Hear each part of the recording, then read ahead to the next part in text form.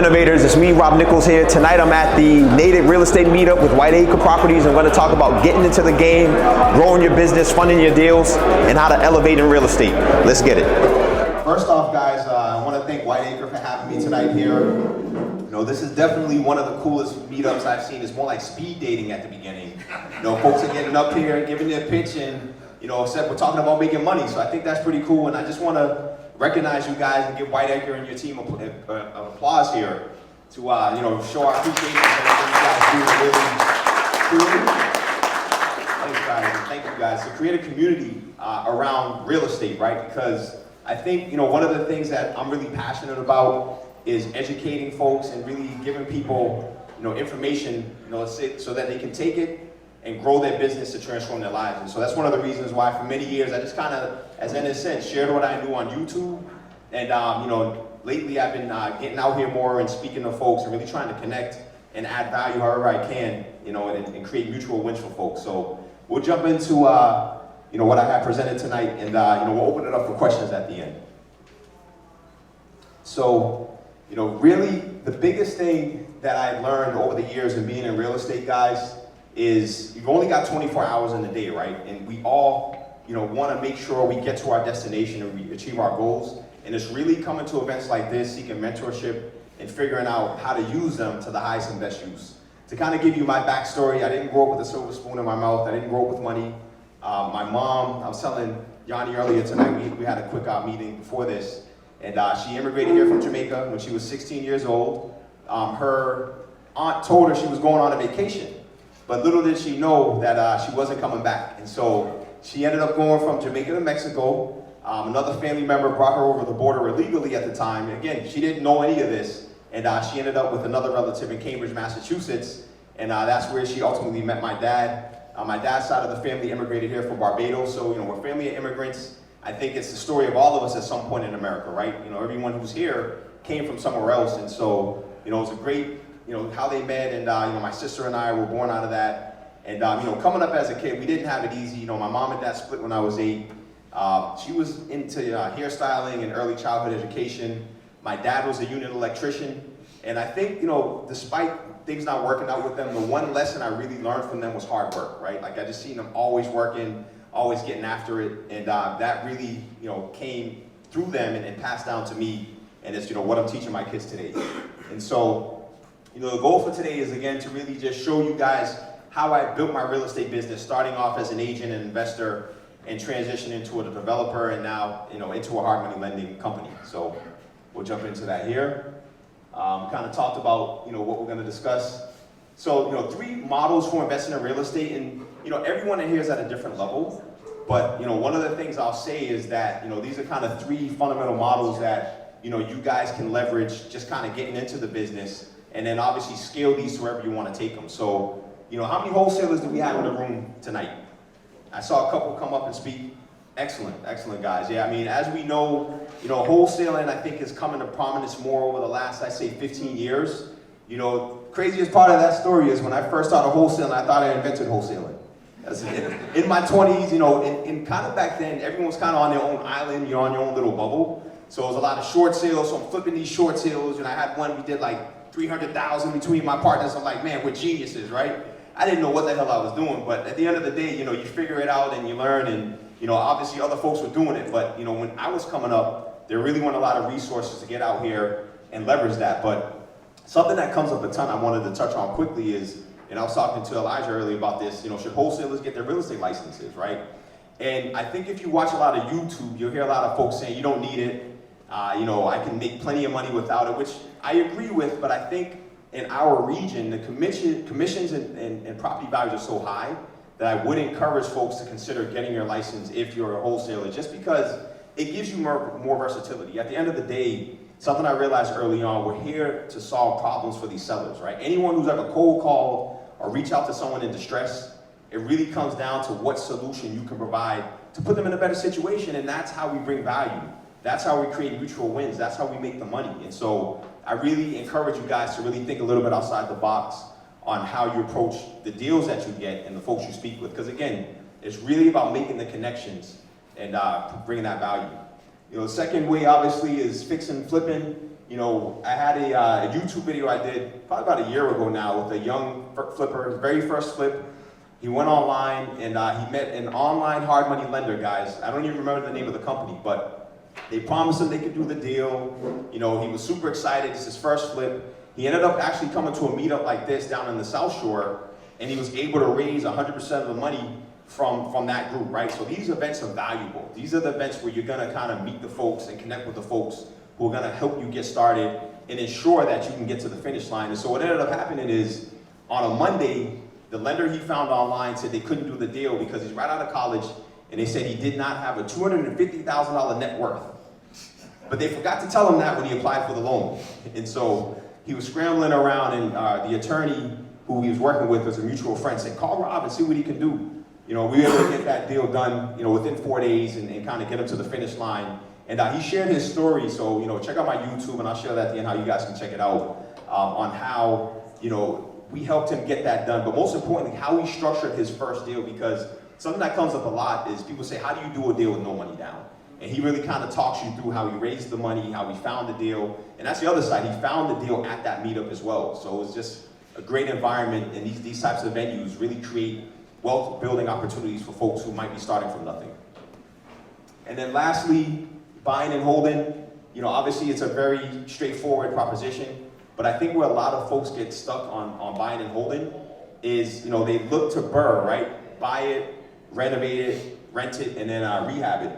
And so what ends up happening is you have a plan to get into the deal, but sometimes that exit might not be clear and you can't get your money out. And so I always believe in looking a few more steps ahead, right? Just don't look at how to get into the first deal. Look at how you're gonna exit to ensure you can continue to grow. And that's something that I think just gets overlooked so much because it sounds sexy to, you know, the BRRRR and all of that, but at the end of the day, it ain't sexy getting stuck in a deal and waiting 2, 3, 4, 5 years to get out of the deal, you know what I mean? So that's something else I just want to point out as you're on your journey. So some of the ways I source my deals, we use a lot of tech tools. You know, when I first started in real estate, there really wasn't much available, you know, for text messaging, for, you know, data mining and looking into the data and seeing who's buying or building lists and list stacking. But over the last few years, I'm sure a lot of you guys use tools like PropStream. How many people have heard of PropStream or use it? Definitely, quite a few hands went up here. And if you haven't checked it out, it's a great tool to really go in and look at, you know, what types of distressed sellers may be out there. Pre-foreclosure lists, probate lists, divorce lists, high equity lists. I mean, pretty much anything you can think of, you know, you can definitely get in there and find a list or build a list to support you finding the people who need to sell and have a higher level of urgency. So my team and I, we use a lot of different deals, tools to find our deals. You know, the first and foremost is your network. And again, talking to attorneys. I've gotten so many deals from real estate attorneys. I just list a couple of my last flips that we're doing here. 19 Platt Street. Steve, your partner, he's the one who brought that one to me. You know, John over in Abington. We did that one a while ago. I had another one from a wholesaler recently that we just sold.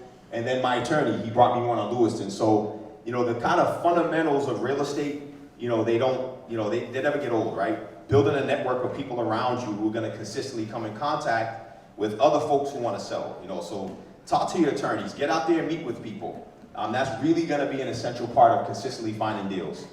What I alluded to earlier with PropStream data mining, you know, one of my wholesale friends that I kind of coached and mentored, I got him his first wholesale deal, and he leveraged PropStream to find a distressed seller on a probate list, made the call, met with the family, and was able to help him wholesale his first deal, and, you know, made close to 10 grand just from making a few phone calls the very first time. So it's real, there's many ways to do it, and the types of lists that we normally pull, you know, we do like 50 to 100% equity, so basically folks who really have little to no mortgage on their properties. That's key because obviously you want to talk to folks who you can negotiate with, right? You don't want to talk to someone who just bought a house last year or 2 years ago or might have just recently refinanced, and, you know, they really don't have a lot of room on the price, and it's not likely they want to sell. You know, we reach out to absentee owners, folks who are out of state. You know, I helped one wholesaler do his first six-figure wholesale. One of my buddies many years ago, Jedrick Polite, some of you guys may have heard of him. Him and his wife have a TV show now, and they're from here.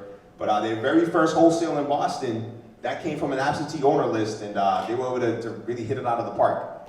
And then, owners for 10 plus years.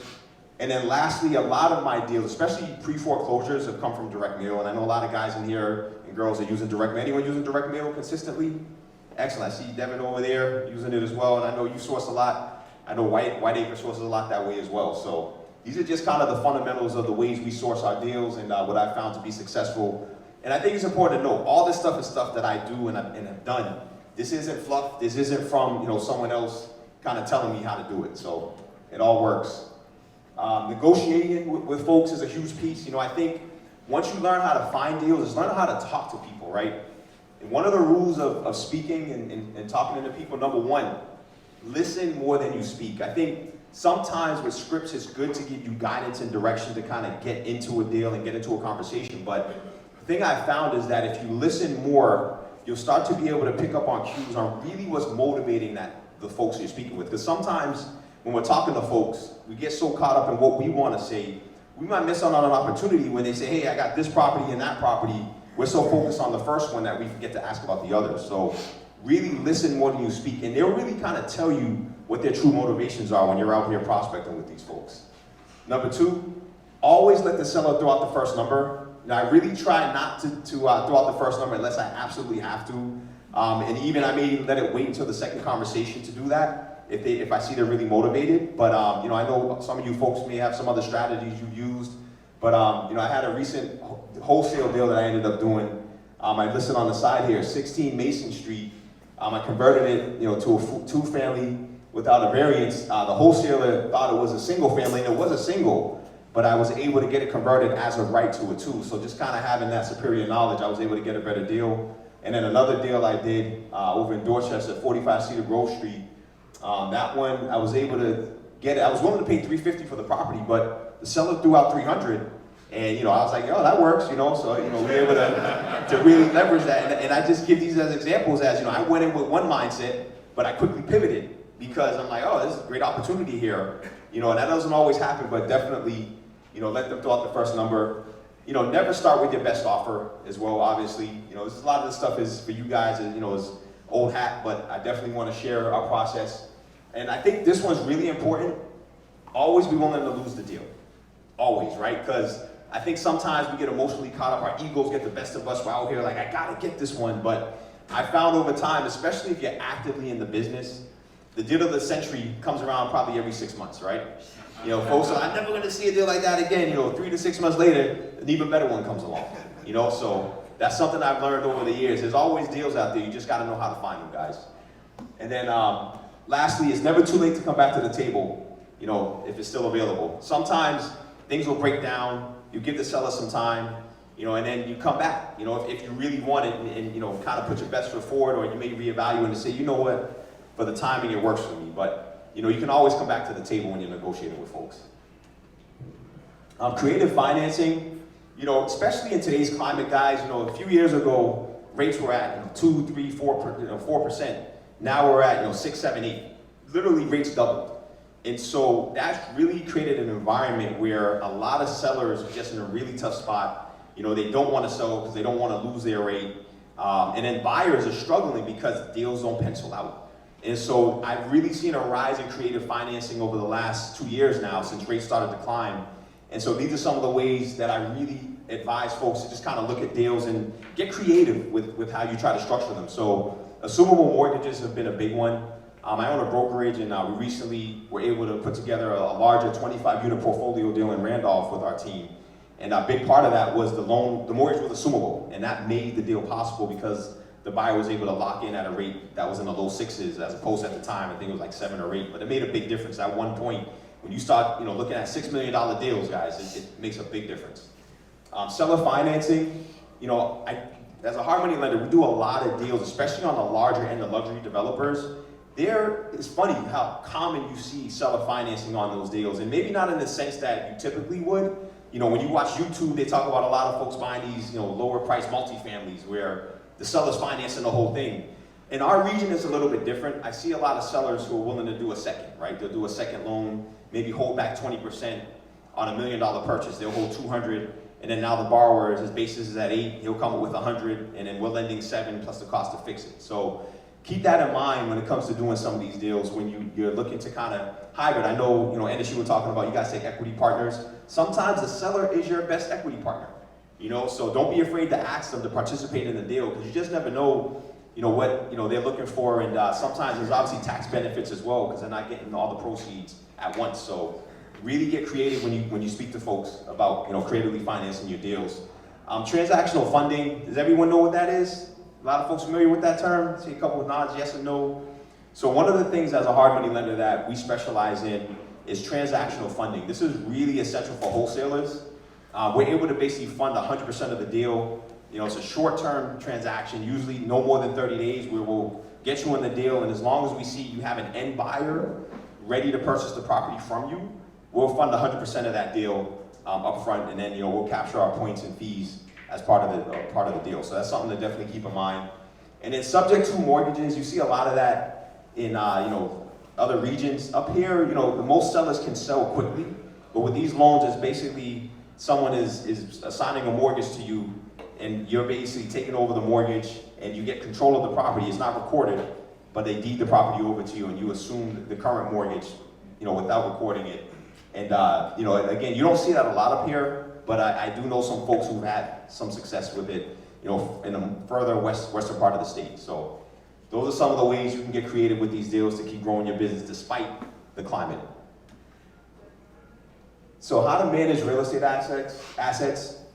One of the things I think that's super important is flipping, right? If you're flipping, you need to be on top of this. I know, a gentleman came up today and was speaking about how he coaches folks on how to do their first flips. I commend you for that because I'll tell you guys, my first flip, was definitely not the best experience. I'll tell you, first and second. The first flip I ever did, I'll tell you guys quickly, it was a small flip I bought in Mattapan. I paid $140,000 for it in 2009. The property needed about $30K worth of rehab, and the ARV was like $250. So it was a good little deal. And at the time, me and a friend of mine, we had no idea what we were doing, right? I'll be honest. So he hired his handyman friend to be our contractor.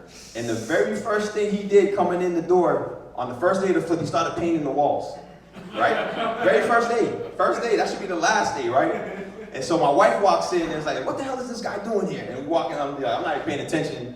They get into a little argument, and the first thing he says to me is he looks at me, he's like, who wins the pants in the relationship, you or her? That was the first mistake, man. That dude was out of there faster than he could say another word. Game over.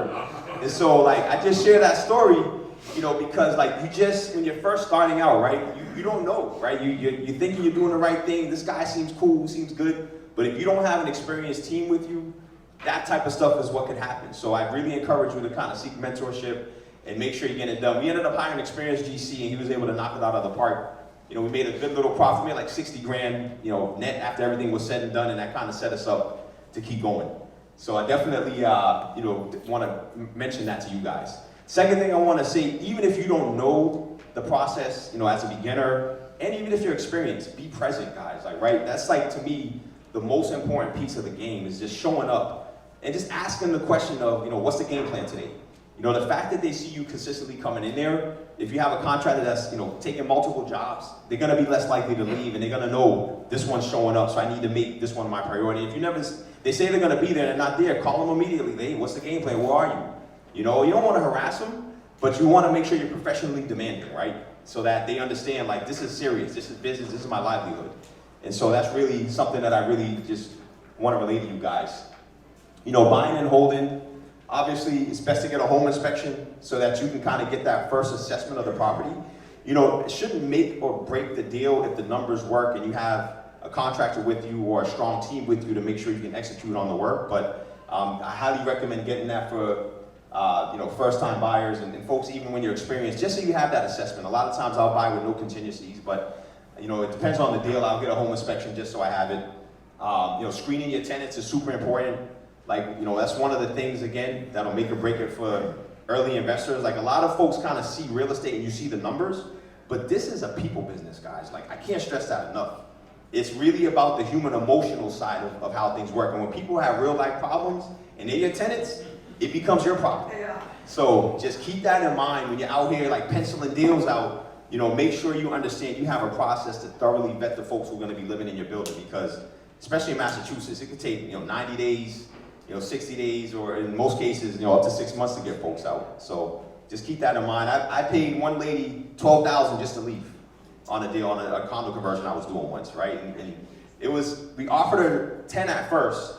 She stayed, she's like, nope, I'm not going anywhere. So, all right, it's 3 floors. She was in on the first.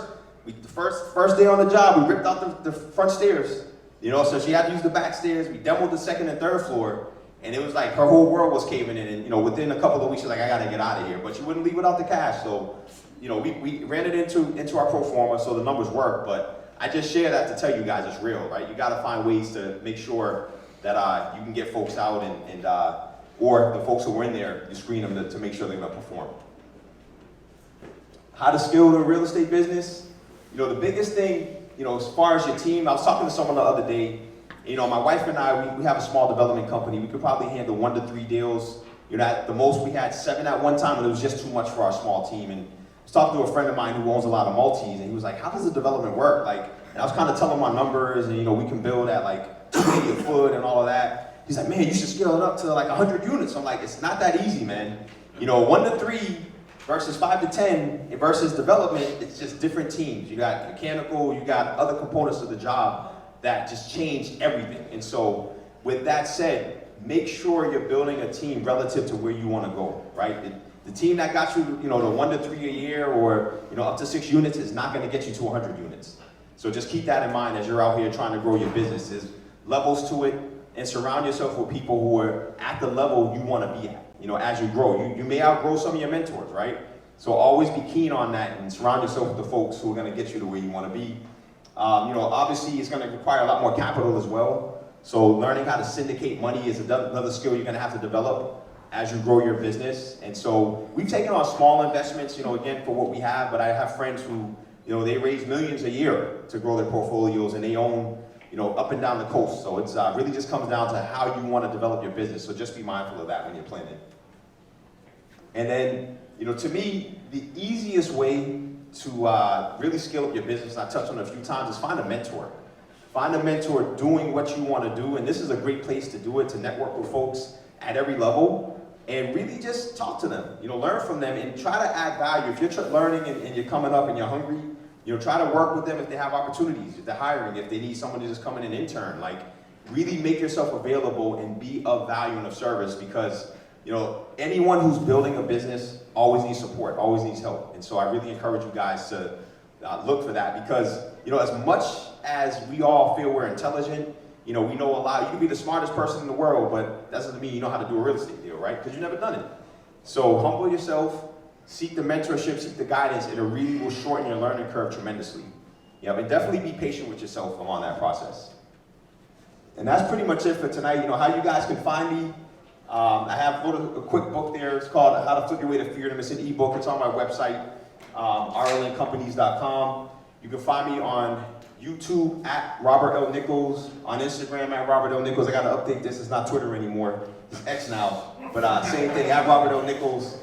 And I definitely want to leave you guys with this quote. It really resonates with me. Every day. It's one I always think about, from Abraham Lincoln. Today's the day, and the best way to predict, the best predictor of your future, the best way to predict your future is to create it. So I think that's really important, that we all have the ability to really create the future we want for ourselves and make our lives what we want it to be. But it really starts with the decisions you make, who you surround yourself with, and your commitment, right, and that discipline every day to really make it happen. So really want to thank you guys for the time, and I'll open it up for questions. So we just wrapped up the real estate meetup here with White Acre. I was able to really share a lot of my story, kind of share my process on how to find deals, how to fund them, how to flip them for a profit, and I feel like it really resonated with folks. Folks were very appreciative of it, and really just excited to be able to share my story to help folks out here get into the game, level up and grow, and really just appreciate everything that I was able to do tonight. So tune in for more, guys, as we'll be sharing more, and let's get after it.